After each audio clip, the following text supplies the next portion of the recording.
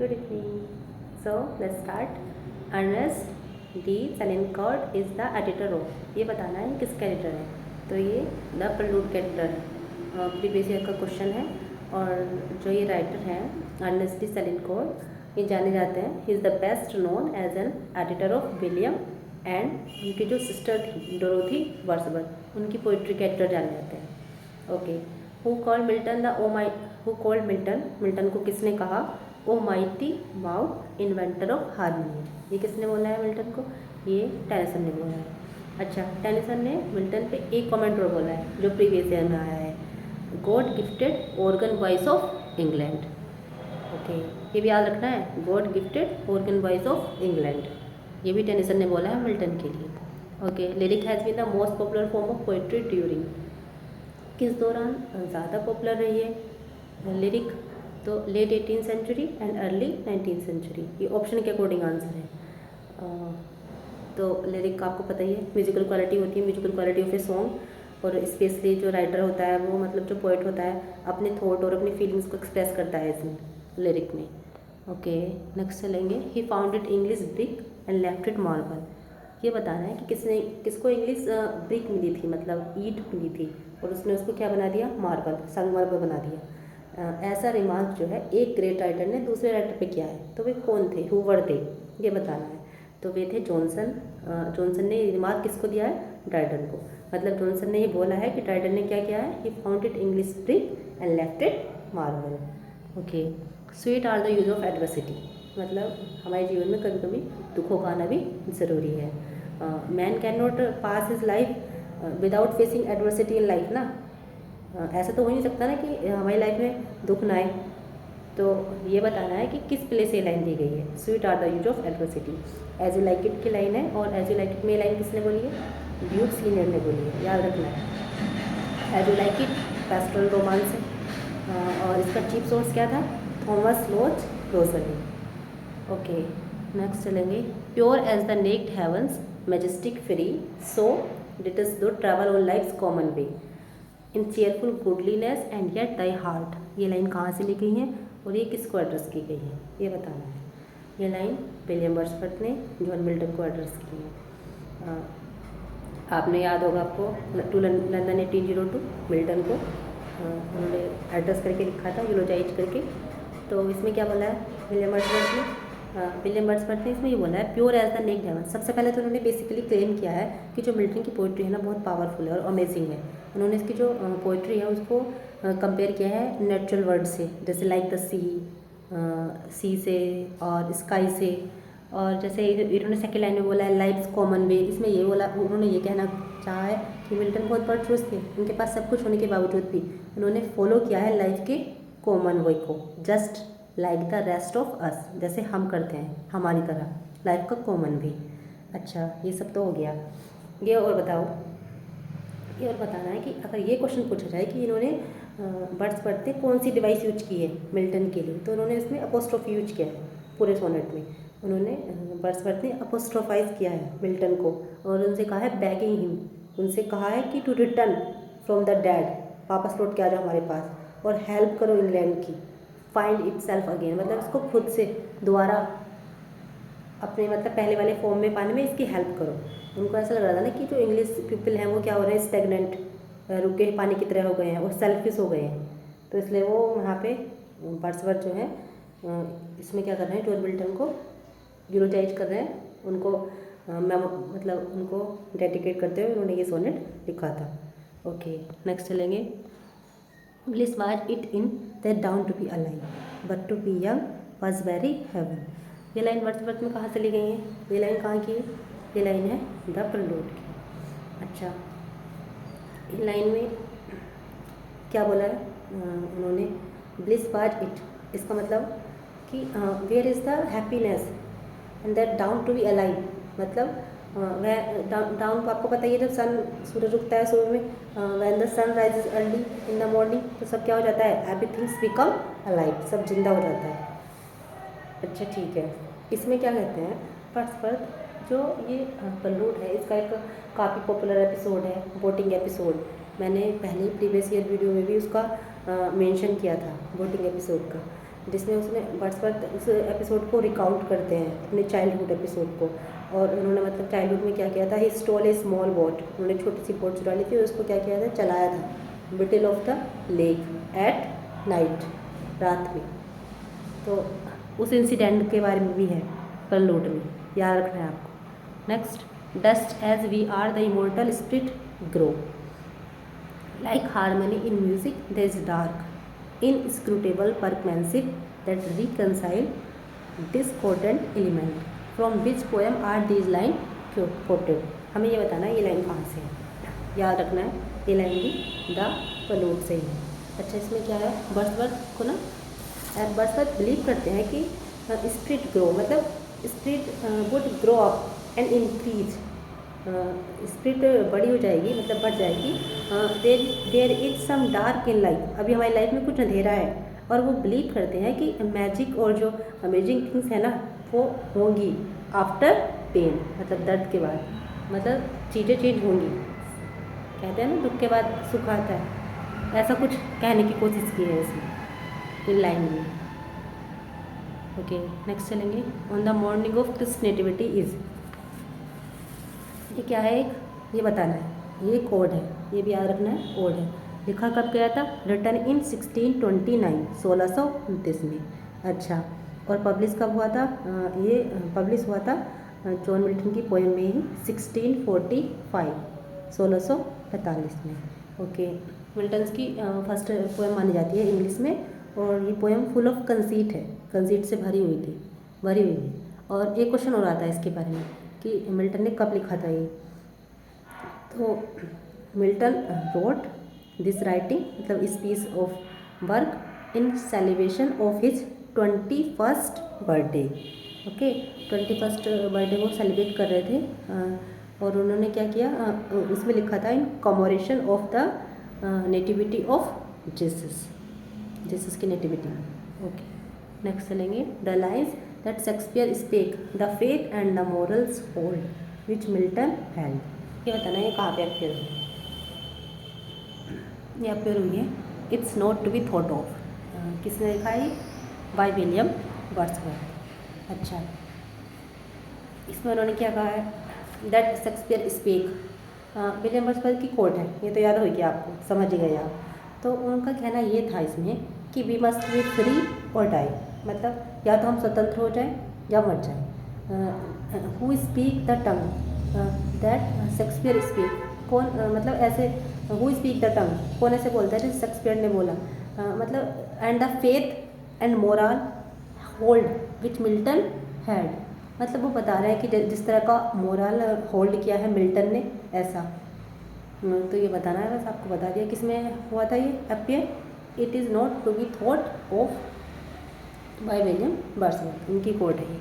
Next, we are pressed by heavy law, हम दबे हुए हैं बहुत ही नियमों से, ये लाइन कहाँ पे आई है, ये लाइन है द फाउंटेन की। ये जो प्रीवियस ये वाली पोएम थी ना, द 2 अप्रैल मॉर्निंग, उसको ही फॉलो करके बाद में लिखी गई थी। एक ही कन्वर्सेशनल पोएम है ये, इसमें कन्वर्सेशन चलती है एक। Okay, praise to the end thanks to the means which nature design to employ, ये लाइन कहाँ से है, आज काफ़ी सारी लाइनें हो गई प्रलूड से, प्रलूड की लाइन है, प्रलूड के बारे में बहुत ऑलरेडी बता दिया। Praise to the end, praise तो बताइए आपको, प्रशंसा, याद कर लेना इसको। A 6 year darling of a pygmy size to whom is Wordsworth referring, किसको रेफर कर रहे हैं वर्ड्सवर्थ यहाँ पे, उनके फ्रेंड थे कॉलरिज, बताइए आपको, वर्ड्सवर्थ ने कॉलरिज के साथ मिलके ही वो लिखा था लिरिकल बैलेट्स, 23 पोएम का था, उसमें 4 पोएम कॉलरिज की थी और बाकी पोएम वर्ड्सवर्थ की थी। तो ए 6 year darling of pygmy size, ये किसके लिए बोला है वर्ड्सवर्थ ने, कॉलरिज चाइल्ड, कॉलरिज के बच्चे के लिए, मतलब अपने फ्रेंड के बच्चे के लिए। ठीक है, next, Wordsworth mention about Burns and Chatterton in the poem, हमें ये बताना है कि जो ये वो है बर्न्स और चैटरटन, थॉमस चैटरटन का नाम तो सुना होगा ना आपने, काफ़ी अर्ली एज में इनकी डेथ हो गई थी, तो वर्ड्सवर्थ ने इनको अपने किस वर्क में मेंशन किया है ये बताना है। तो इन्होंने वर्ड्सवर्थ ने इसमें इन्होंने मेंशन किया है रिजोल्यूशन एंड इंडिपेंडेंस। अच्छा, जो इंडिपेंडेंस का सबटाइटल क्या है, the leech gatherer. Okay, compose हुआ था 1802 में एट टाउन इन ग्रासमेयर और पब्लिश हुआ था 1807 में in poems in 2 volume. Thomas Hardy ने, ये क्वेश्चन आया हुआ है, थॉमस हार्डी ने इसके बारे में बोला है, Thomas Hardy thought of this poem as the best cure for despair. Okay, मैं रिपीट कर रही हूँ, the best cure for despair. Okay, next चलेंगे। The poem elegiac stanza was suggested by a picture of Peele Castle in a stone painted by. जो ये poem है इलेजियक stanza, ये suggest की गई है एक पिक्चर के द्वारा पील कासल की, एक स्टोन में। तो ये बताना है कि जो ये है किसके द्वारा पेंट की गई है वो पिक्चर। तो ये किसके द्वारा पेंट की गई है? Sir George विमोंट। ओके, और जो इलेजिक स्टेंजा है, ये जो पोएम है विलियम वर्ड्सवर्थ के द्वारा है। ठीक है, ओरिजिनली पब्लिश हुई थी 2 वॉल्यूम में 1807 में। इसका जो फुल टाइटल है एक बार मैं आपको पढ़ के फिर से बता दूँ, यही है elegiac stanza suggested by a picture of Peele Castle in a stone. Okay, जो ये पेंटिंग है ना, जिस पेंटिंग की यहाँ बात हो रही है वो जो है इसने जो है इस पोएम को इंस्पायर किया था, मतलब इस पेंटिंग से इंस्पायर होकर ये लिखी थी, इसलिए ये पूछा गया है। Okay, next, the method of narration वेंटेज point from which a story is told, first person, third person या फिर लिमिटेड, ओमनिसिसेंट, क्या है वो? जो किसी नरेशन का मेथड होता है या कोई वेंटेज पॉइंट होता है उसे क्या बोलते हैं? Point of view. Point of view क्या होता है? पॉइंट ऑफ व्यू एक point of view is the eye, या फिर एक नरेटिव वॉइस होती है जिसके थ्रू हमें क्या पता चलता है? Which you tell a story, एक कहानी का पता चलता है। Point of view is the vantage point, जो भी ऊपर लिखा है ना वांटेज, वांटेज पॉइंट होता है जिसमें राइटर यूज करता है to tell the reader a story, कहानी को रीडर को बताने की कोशिश करता है। ये हमें बताता है कि वेयर एंड व्हेन, कहाँ और कब स्टोरी टेलर स्टैंड करता है to communicate the event of the story, उस घटना को, स्टोरी की घटना को, उससे किससे पता चलता है हमें? पॉइंट ऑफ व्यू से। Okay, refers to a person और animal in a story, play और अदर लिटरेरी वर्क। इसे क्या बोलेंगे? करेक्टर। करेक्टर कोई भी पर्सन हो सकता है। A character is any person, कोई एनिमल या फिर कोई ऐसी फिगर हो सकती है जो रिप्रेजेंट करती है इन ए लिटरेरी वर्क। अच्छा, करेक्टर्स क्या होते हैं? बहुत ही सेंसिबल होते हैं गुड स्टोरी के लिए। करेक्टर के बिना कहानी कैसे बनेगी? और जो मेन करेक्टर होता है उसको क्या बोलते हैं? प्रोटैगनिस्ट, ये भी आपने सुना होगा। ओके, द जनरल आइडिया और insight about life that A work of literature reveals, ये बताना है, उसे क्या बोलेंगे? किसी चीज़ का कोई आइडिया या इंसाइट लाइफ के बारे में, इसे बोलेंगे थीम। अच्छा, थीम जो है कोई भी मेन या सेंट्रल आइडिया होती है एक लिटरेरी वर्क में। एक theme is not a summary of character या फिर इवेंट, उसकी किसी करेक्टर की समरी या इवेंट नहीं होता वो, rather it is the controlling idea और central insight of the story, उसी पे डिपेंड होता है थीम पे प्ले पूरा। Next, when an actor speaks their thought out loud to the audience used to help the audience understand what an actor is thinking। जैसे कोई stage पे play हो रहा है और एक्टर अपने थॉट बोलता है जोर से ऑडियंस के सामने, use to help the audience understand, तो वो ऑडियंस की हेल्प करता है समझने में कि एक्टर क्या सोच रहा है। ऐसे कैसे पता चलेगा? जब कोई प्रेजेंट करेगा स्टेज पे एक्टर, तो उसे बोलेंगे सलीलकी। ओके, अच्छा, सलीलकी में ये मैंने सलीलकी के बारे में ऑलरेडी बताया है। एक टाइप ऑफ मोनोलॉग होता है जिसमें करेक्टर डायरेक्टली एड्रेस करता है ऑडियंस को और स्पीक्स इट्स थॉट अलाउड, जोर से बोलता है। वाई मतलब या तो अकेला होता है या फिर अदर एक्टर्स भी होते हैं, मतलब वो साइलेंट होता है, इस तरह से बोलता है वो। The contrast between expectation and reality. अच्छा, एक्सपेक्टेशन क्या होती है? एक्सपेक्टेशन तो वो होती है जो हम सोचते हैं कि होगा, जबकि रियलिटी वो होती है जो एक्चुअल में होता है। तो इनके बीच में जो कंट्रास्ट होगा उसको क्या बोलेंगे, आयरनी, क्योंकि एक्सपेक्टेशन बहुत हाई होती है और रियलिटी में ऐसा कुछ नहीं होता। जो हम सोचते हैं हाई एक्सपेक्टेशन रखते हैं उसको क्या बोलेंगे, irony. Okay, a meaning, association or emotion suggested by a word in addition to its dictionary definition or denotation। क्या बोलेंगे इसको, उसको बोलेंगे connotation।